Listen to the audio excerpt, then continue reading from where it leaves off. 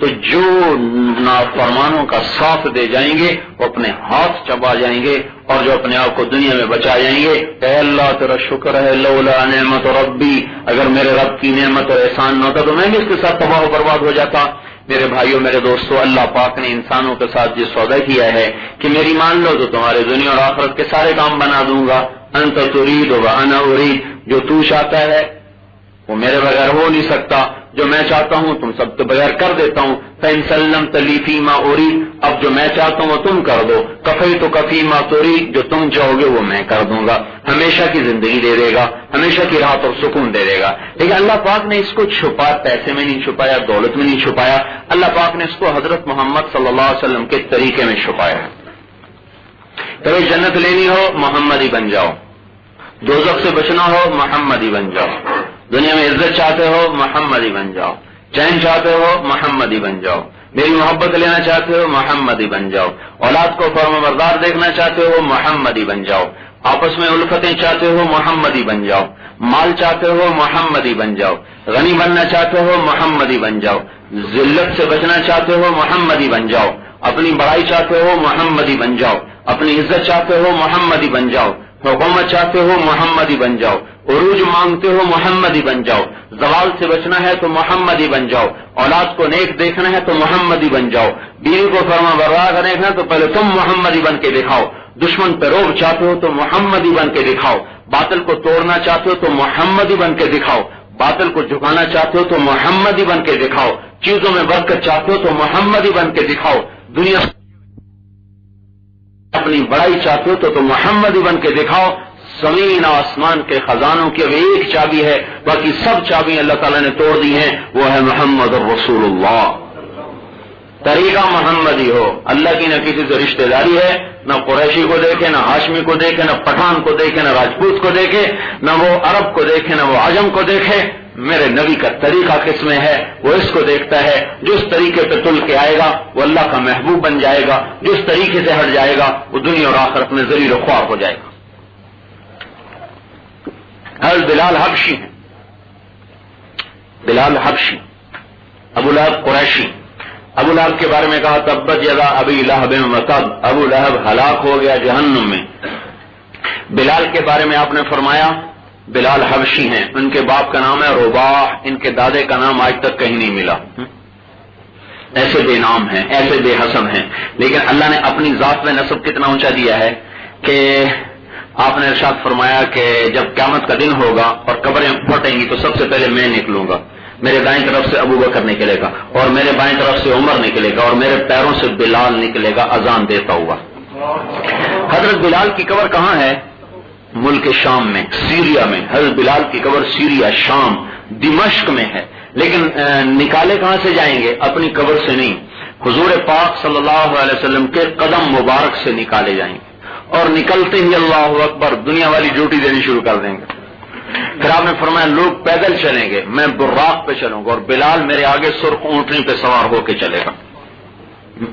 آپ سحری کھا رہے، رمضان کا مہینہ ابھی گزرا، سحری کا، حضرت علی بھی بیٹھے ہوئے، اور علقمہ بن علاقہ بھی بیٹھے ہوئے، اور ارباز بن ساریہ بھی بیٹھے ہوئے، تین صحابی، چوتھے آپ، بکرے کی سلی پکی ہوئی آپ کھا رہے ہیں، اوپر سے حضرت بلال آئے، یا رسول اللہ صبح کا وقت ہو گیا ہے، اذان کا وقت ہو گیا ہے، وہ ایک روشنی نمودار ہوتی ہے جس پر کہ روزے کا وقت ختم ہو جاتا ہے، تو وہ پہلے دیکھتے تھے پھر آ کے اذان دیتے تھے۔ تو انہوں نے کہا یا رسول اللہ میں وہ دیکھ آیا ہوں، وقت ہو گیا ہے تو آپ کھانا چھوڑ دیں، میں اذان دینے جا رہا ہوں، اور یہ کہہ کر مسجد میں گئے، اذان دینے سوچے، پھر واپس آئے کہ دیکھوں چھوڑا کہ نہیں چھوڑا، واپس آ کے دیکھا تو بھی آپ کھانا کھا رہے تھے۔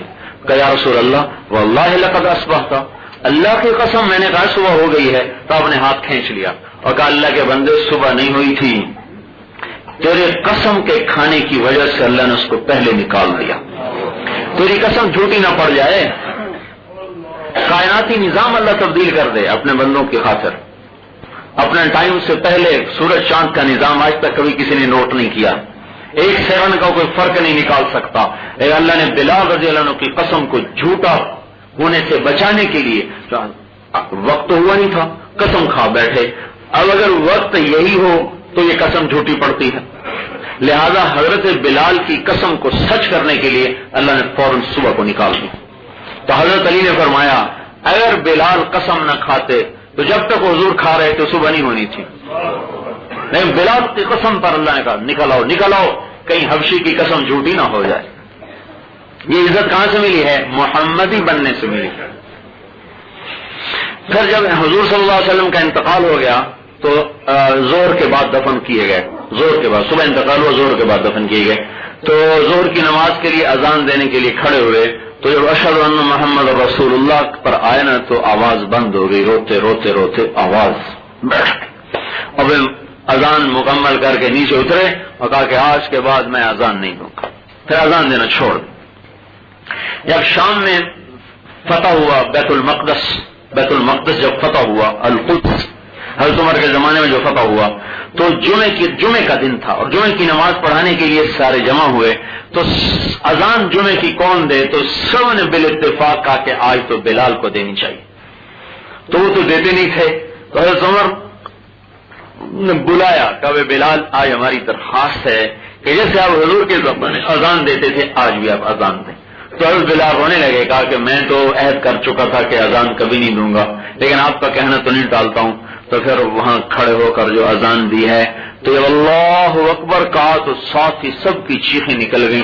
ایسا لگا جیسے حضور کا زمانہ زندہ ہو گیا اور سب رو رہے. حضرت عمر رضی اللہ تعالیٰ عنہ کو داڑھی بھی آنسوں سے تر ہو گئے. پھر کئی سال جہاد میں رہے، مدینہ لوٹ کے واپس نہیں آئے. تو خام میں حضور کی ملاقات ہوئی. بلال یہ کیا بے وفائی، ملنا ہی چھوڑ دیا. پھر وہاں سے منزلوں پہ منزلیں طے کرتے ہوئے مدینہ پہنچے. مسجد میں پہنچے تو نماز کا وقت ہو چکا تھا. لوگوں کو پتا تھا یہ اذان نہیں دیتے تو انہوں نے حضرت حسن اور حسین سے کہا کہ تم کہو کہ اذان دو تو تمہارا کہنا نہیں رد کریں گے، ہماری نہیں مانیں گے. تو یہ دونوں شہزادے آئے اور حضرت بلال سے فرمایا کہ جیسے آپ حضرت محمد صلی اللہ علیہ وسلم کے زمانے میں، ہمارے نانا کے زمانے میں آپ اذان دیتے تھے، آج آپ ہماری درخواست پہ اذان دے دیں. تو رونے لگے. کہا کہ بچوں میں تمہارا کہنا تو نہیں ٹال سکتا، لیکن میں نے جو یہ سوچا تھا کہ اللہ کے حبیب کے بعد اذان دینا میرے لیے مشکل ہے. تو پھر اس جگہ پہ چڑھے جہاں کبھی حضور کے زمانے میں چڑھتے تھے. اور جب اللہ اکبر کہا تو عورتیں گھروں سے کام چھوڑ کے روتی ہوئی گلیوں میں نکل آئیں. ایسا لگا سب کو جیسے حضور کا زمانہ زندہ ہو گیا ہے. سارے مدینے میں چیخو پکار مچ گئی. یہ عزت کہاں سے آئی ہے؟ یہ ڈالر سے نہیں آئی، ڈاکٹروں سے نہیں آئی، یہ محمد مصطفیٰ صلی اللہ علیہ وسلم کے در سے ملی ہے. تو میرے بھائیو، دنیا اور آخرت کے مسئلے اگر بنانے ہیں تو پیسے پہ محنت نہ کرو، اللہ پہ محنت کرو، اللہ کو راضی کرنے پر محنت کرو، اللہ کے نبی کو راضی کرنے پر محنت کرو. ضرورت کے درجے میں کماؤ، ضرورت کے درجے میں دنیا کے پیچھے بھاگو. اپنی جان، اپنی ماں، اپنا مال، اپنی طاقت اللہ رسول کی ذات پہ لگاؤ. اگر مسئلے حل کروانے ہیں تو یہاں کام بنے گا، ادھر سے کام نہیں بنے گا، یہاں کام بنے گا. مزید ایسے ویڈیوز کے لیے ہمارا چینل سبسکرائب کیجیے.